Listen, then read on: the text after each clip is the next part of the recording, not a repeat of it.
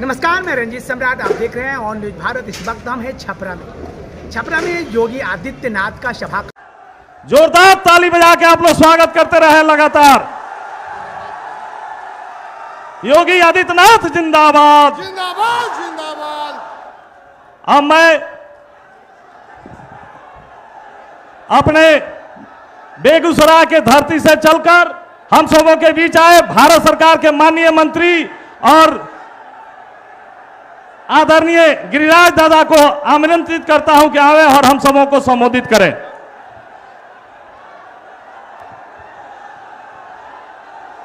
बोलिए भारत माता की, भारत माता की।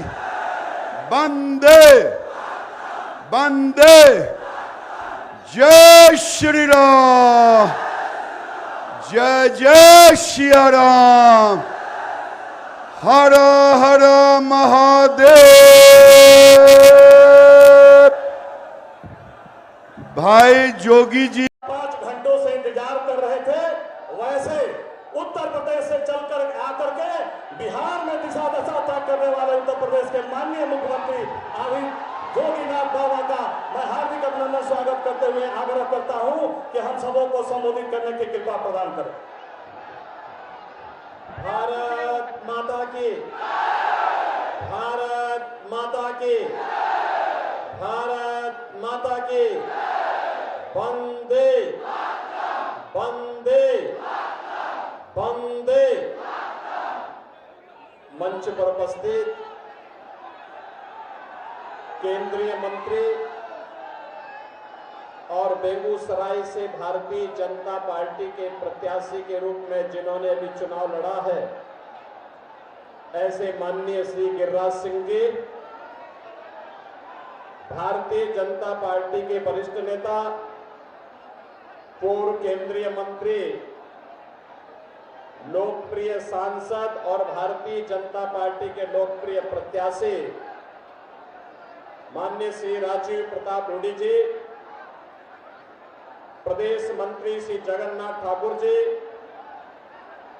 माननीय विधायक श्री जनक सिंह जी, कृष्ण कुमार सिंह जी, सीएन गुप्ता जी, पूर्व विधायक विनय कुमार सिंह जी,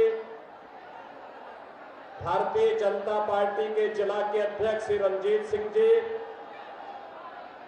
माननीय विधायक सुश्री सीएससी सिंह जी, पूर्व मंत्री चंद्रिका राय जी, मुनीश्वर चौधरी जी, विधान पार्षद श्री सचिदानंद राय जी, राणा यशवंत प्रताप सिंह जी, भारतीय जनता पार्टी, जेडीयू और अन्य सहयोगी दलों के हमारे सभी पदाधिकारीगण और उपस्थित मेरे सभी सारण के बहनों और भाइयों, महर्षि दधीची बाबा हरिनाथ के ई पवित्र धरती पर रऊ लोगन का वंदन अभिनंदन करताने। जय गंगा मैया। बहनों और भाइयों, आज सीता प्राकट्य दिवस भी है और मैं अयोध्या की पावन धरा से, प्रभु राम की पावन धरा से आज आपके बीच में आया हूं। उत्तर प्रदेश और बिहार का जो आत्मीय रिश्ता है, हम उत्तर प्रदेश वासी बिहार को अपना ननिहाल जैसा मानते हैं। और बहनों और भाइयों, इससे बड़ा सौभाग्य और क्या हो सकता है कि माता सीता के प्राकट्य दिवस के अवसर पर मुझे सारण की धरती पर आने का सौभाग्य प्राप्त हुआ है। और आप सब जानते हैं, इस समय देश के अंदर लोकसभा चुनाव के 4 चरण संपन्न हो चुके हैं। 3 चरण अभी बाकी है, लेकिन देश में उत्तर, दक्षिण, पूरब, पश्चिम चारों ओर एक ही स्वर गूंज रहा है, एक ही नारा गूंज रहा है। लोगों के मन में एक ही संकल्प आया है और वह है कि फिर एक बार फिर एक बार, फिर एक बार, और अब की बार, अब की बार।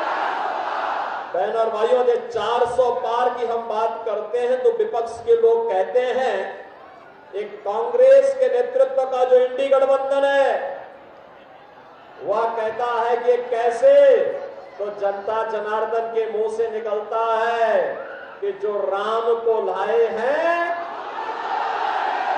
जो राम को लाए हैं। क्या बिहार भी यही सोचता है ना? बिहार यही सोचता है ना?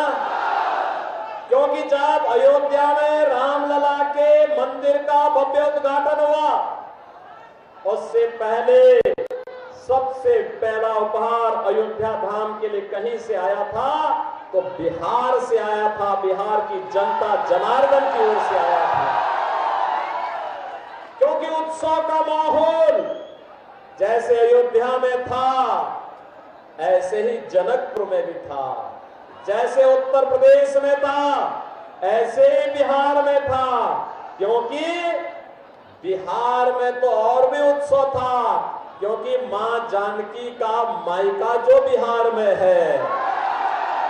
लेकिन बहन और भाइयों, बहन और भाइयों, अयोध्या के महात्म को और भारत के महात्म को केवल वही समझ सकता है जिसके मन में राम की भक्ति होगी। रामद्रोही नहीं समझ सकते, उनकी समझ में आएगा भी नहीं, क्योंकि उनके मन में तो एक ही भाव है और वह है कि जैसे भी हो सत्ता प्राप्त करो, देश की कीमत पर सत्ता, जातियों को लड़ा करके सत्ता, आतंकवाद को पनपा करके सत्ता, नक्सलवाद को पनपा करके सत्ता, भ्रष्टाचार को बढ़ा करके सत्ता, अराजकता फैला करके सत्ता। और हमारे लिए तो राम सर्वोपरि है, राम की भक्ति है और राष्ट्र के प्रति अटूट समर्पण का भाव है। इन दोनों को अलग करके हम नहीं देख सकते और इसीलिए पूरा देश आज के दिन पे कहता है कि जो राम को लाए हैं हम उनको लाएंगे। बहनों भाइयों, 4 चरणों के चुनाव के उपरांत पूरे देश के अंदर अब सुनामी बन चुकी है, मोदी सुनामी। मोदी जी तीसरी बार देश के प्रधानमंत्री बनेंगे, कोई संदेह अब नहीं रहा। और मैं तो आपके सामने आया हूं आपसे कहने के लिए, आपसे मैं यही कहने के लिए आया हूं। मैं पहले बिहार में औरंगाबाद गया, वहां से नवादा गया, फिर बेगूसराय आया और आज मुझे छपरा में, सारण में आने का अवसर प्राप्त हुआ है। बहनों और भाइयों, उत्साह, क्या उमंग है, क्या उत्साह है। मैं देख करके दंग हूं। बिहार की बुद्धिमता ने देश और दुनिया को एक दिशा दी है। बिहार, यह भारत के पहले राष्ट्रपति डॉक्टर राजेंद्र प्रसाद जी की पावन जन्मभूमि है और ये बिहार देश की आजादी के बाद देश के सबसे बड़े राजनीतिक आंदोलन जिसने लोकतंत्र को बचाया था, सदैव जयप्रकाश जी की भी पावन धरा है। लेकिन बहनों और भाइयों, इस बिहार को कांग्रेस और आरजेडी के इस गठबंधन ने कहां पहुंचा दिया था। बिहार के लोगों के सामने, बिहार के नौजवानों के सामने पहचान का संकट खड़ा हो गया। हमें दुख होता है कि जो बिहार अपनी बुद्धि से, अपनी बुद्धिमता से देश को दिशा देने की सामर्थ्य रखता है, वह बिहार पहचान के लिए तरस रहा था। इन लोगों ने माफिया और अपराधियों को पनपा करके क्या स्थिति बिहार की कर दी थी। और बहनों और भाइयों, आज आप देख रहे होंगे यूपी में, यानी केंद्र में भी बीजेपी और यूपी में भी बीजेपी की सरकार आई। अयोध्या में रामलला का भी विराजमान हो गया आप देखते होंगे उत्तर प्रदेश में हमने माफियाओं को कहां पहुंचाने का काम किया है। एक बड़े बड़े माफिया थे जो पहले सत्ता का संचालन करते थे, बड़े बड़े दंगे करवाते थे। रामनवमी में दंगा, होली में दंगा, दीपावली में दंगा, जन्माष्टमी में दंगा, शिवरात्रि में दंगा, जो भी पर्व है छठ पे दंगा। तो हम लोगों ने भी तय किया, मैंने कहा अगर मुझे मोदी जी ने यूपी की बागडोर सौंपी है तो इन दंगाइयों को रसा तक तो जरूर पहुंचाऊंगा। और बहनों और भाइयों, आज आप देखते होंगे अब यूपी में पिछले 7 वर्ष में एक भी दंगा नहीं हुआ, कोई दंगा नहीं, कोई कर्फ्यू नहीं, ये सब समाप्त, दंगा भी समाप्त, कर्फ्यू भी समाप्त, और वहां पर माफिया भी समाप्त। अब महोत्सव होते, महोत्सव, दीपोत्सव अयोध्या में, रंगोत्सव मथुरा में, देव दीपावली काशी में, और आपको अयोध्या में, काशी में, विंध्यवासिनी धाम में जाने का अवसर प्राप्त होता होगा। आज आप देखते होंगे जैसे अयोध्या तो ऐसे लगती है जैसे त्रेता युग की अयोध्या साक्षात उतर आई हो। बहनों और भाइयों, ये कांग्रेस और आरजेडी बिहार को फिर से कहां पहुंचाना चाहती है, किसी से छुपा हुआ नहीं है। जब भारत आज डिजिटल युग में जा चुका है, ये बिहार को लालटेन युग में ले जा रहे हैं। क्या लालटेन युग में ले जाएंगे क्या? ले जाएंगे क्या? और जो गिरिराज बाबू अभी कह रहे थे, लालू जी क्या कह रहे हैं, भगवान करे वो स्वस्थ रहे। लेकिन मुझे आश्चर्य होता है, वो कहते हैं कि पिछड़ों का सभी आरक्षण मुसलमानों को दे देना चाहिए। ये तो गाली दे रहे हैं जी, संविधान का मखौल उड़ा रहे हैं। बाबा साहब भीमराव अंबेडकर जिस संविधान के शिल्पी थे, जिस संविधान सभा के अध्यक्ष डॉक्टर राजेंद्र बाबू थे, और संविधान की खिल्ली लालू जी जैसे लोग उड़ाने का काम कर रहे हैं। कहते हैं सभी आरक्षण।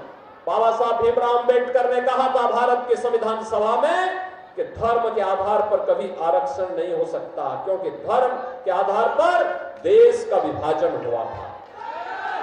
ये कांग्रेस और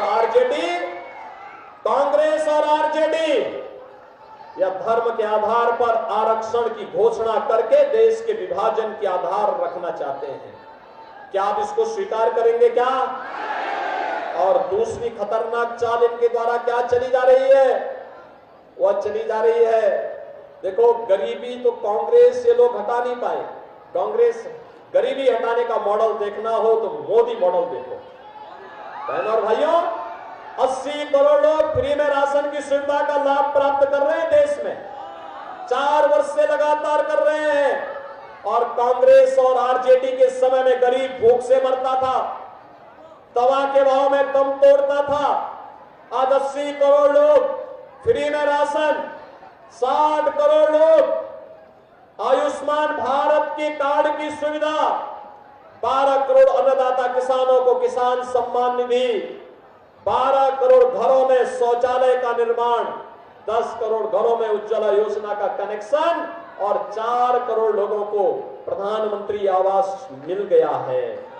और मोदी जी ने घोषणा की है 70 वर्ष से ऊपर के हर एक बुजुर्ग को प्रतिवर्ष 5 लाख रुपए की स्वास्थ्य की सुविधा उपलब्ध करवाएंगे, फ्री में उपलब्ध करवाएंगे। मोदी जी ने घोषणा की है कि अगले 5 वर्ष में बाकी बचे हुए सभी पात्र लोगों के लिए एक आवास उपलब्ध करवाएंगे।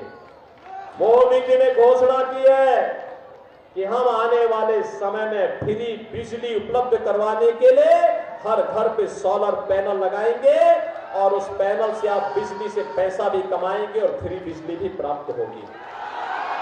बहनों और भाइयों, जितनी पाकिस्तान की आबादी नहीं, यानी जितनी पाकिस्तान की आबादी उससे ज्यादा लोगों को भारत में 10 वर्ष में गरीबी रेखा से उभार करके एक खुशहाल जीवन जीने की ओर अग्रसर किया है।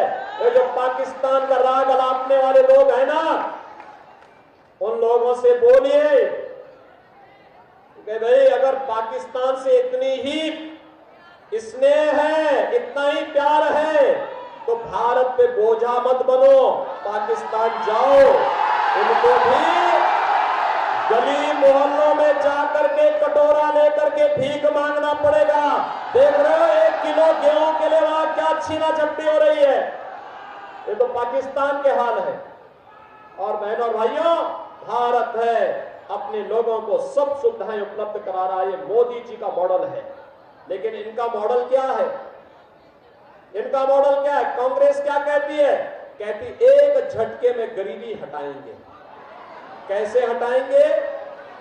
क्योंकि दादी ने नारा दिया तो पोता भी वही नारा रट रहा है 54 वर्ष के बाद भी। 1970 में श्रीमती इंदिरा गांधी ने गरीबी हटाओ का नारा दिया था। आज पोता भी वही कह रहा है। जब एक पत्रकार ने पूछा कैसे हटाएंगे, कहा एक झटके में हटा देंगे। कहा कैसे? उसने कहा वेल्थ सर्वे, वेल्थ इमरजेंसी, ये सर्वे कराएंगे संपत्ति का। आपके बाप दादों की जो कमाई होगी, आपके पिताजी ने, आपके बाबा ने कोई जमीन का टुकड़ा खरीदा होगा, 1 बीघा, 2 बीघा, 4 बीघा, कोई जमीन ली होगी, कोई आपको पुश्तैनी जमीन मिली होगी। उसमें कांग्रेस और आरजेडी के गुंडे आएंगे, कहेंगे कि भाई अब तो इनकी सरकार आ गई है, इसमें से 50% आधी प्रॉपर्टी अब ये सरकार की हो गई है, अब इसमें कांग्रेस के लोग कब्जा करेंगे। यानी इनके अंदर औरंगजेब की आत्मा घुस गई है, जो जजिया कर लगाना चाहते हैं विरासत टैक्स के नाम पर। क्या ये जजिया कर स्वीकार करेंगे? क्या स्वतंत्र भारत में औरंगजेब की आत्मा वालों को आप जीवित करने देंगे क्या? बहनों और भाइयों, ये चुनाव भारतीय जनता पार्टी के लिए, जेडीयू के लिए, लोक जनशक्ति पार्टी के लिए और हमारे अन्य सहयोगी दलों के लिए आत्मनिर्भर और विकसित भारत को बनाने का चुनाव है। आत्मनिर्भर भारत का मतलब हर नौजवान आत्मनिर्भर, उसके हाथ को कार्य होगा, हर किसान खुशहाल होगा, हर बेटी और बहन सुरक्षित भी होगी और सम्मानजनक आर्थिक स्वावलंबन की ओर आगे बढ़ेगी। समाज का हर तबका आत्मनिर्भर होगा और विकसित भारत की संकल्पना को आज साकार करने के लिए मोदी जी को तीसरी बार फिर से देश का प्रधानमंत्री बनाना है। और मोदी जी को प्रधानमंत्री बनाना है तो छपरा सारण पर कमल खिलाना है और इसके लिए रूडी जी को भारी बहुमत से विजयी बनाना है। सहमत हैं? सहमत हैं? सहमत हैं? बहनों और भाइयों, पूरा चुनाव तो अब राम भक्तों, रामद्रोहियों के बीच में आ गया है। आ गया है ना? आ गया है ना? देखो क्या कहते हैं सब ये रामद्रोही, कहते हैं राम मंदिर बेकार बना है।